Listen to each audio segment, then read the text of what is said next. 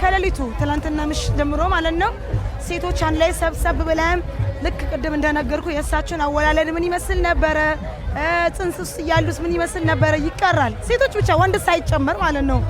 የሚበላ ነገር አለን የሚጣፍጥ ነገር፣ እሱም በልተን ዘክረን ከዛ ቡርዳ የሚባል ኪታብም አለ እሱንም ቀርተን ነው የምንለየው። ከጠዋት ጀምሮ ቁርአን በመቅራት የውዱ ነብይ ላይ ሰላዋት በማውረድ ሰለላሁ ዐለይሂ ወሰለም ፈጣሪን ጌታችን አላህ ሱብሓነሁ ወተዓላን በማወደስ ያው በደስታ እያሳለፍን ነው።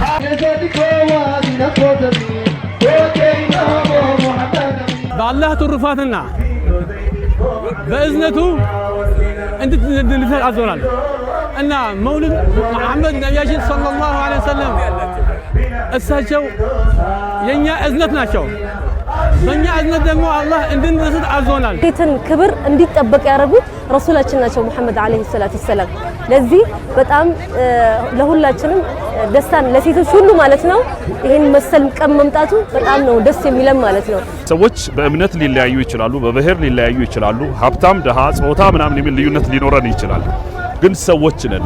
ይህች ምድር በነቢዩ መሐመድ ሰለላሁ ዐለይሂ ወሰለም አስተምሮት ይህች ምድር የሁሉም ናት።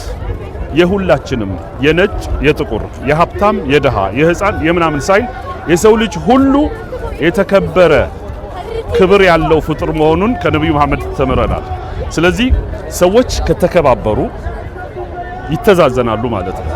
ከተዛዘኑ ይካፈላሉ ማለት ነው ያላቸው።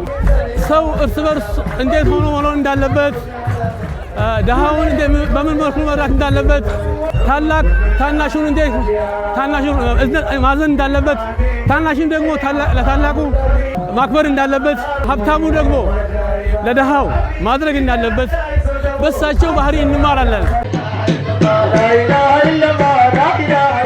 ነብዩ አለይሂ ሰላቱ ወሰላም እንወዳቸዋለን አይደል እንዴ? ነብዩን የምንወድ ከሆነ የእሳቸው መንገድን መከተል አለብን። የእሳቸው መንገድስ ምን ነበረ? ሰውን አትበድሉ፣ ለሰው እዝነት ሁኑ፣ ያላችሁትን ነገር አካፍሉ፣ መተጋገዝ እንዳለብን እርስ በርስ አንድነትን ያስተማሩን፣ እንደዛውም እንድንዋደድ የበደለንን ይቅር እንድንል ማለት ነው። ይቅር ባይ ነበሩ። መጥፎ ለሰራውም ያንን መጥፎ ነገር መመለስ እንደሌለብን፣ ጥሩ ነገር መስራት እንዳለብን ነው ያስተማሩን ማለት ነው ረሱላችን ነብያችን መሐመድ አለይሂ ሰላቱ ወሰላም። እኛም ይሄንን በሳቸው ጥሩ ተግባር ለኛ ተምሳሌት ሆነው ይህን ማለት ነው ተግባር እኛም ማለት እንድንላበስ ነው ማለት ነው። ሙስሊሙ ኡማው በፍቅር የተቸገረውን በመርዳት ዘመዶችን በመዘየር ፈጣሪን በማወደስ በማሞገስ በመዘከር ማሳለፍ መቻል አለበት።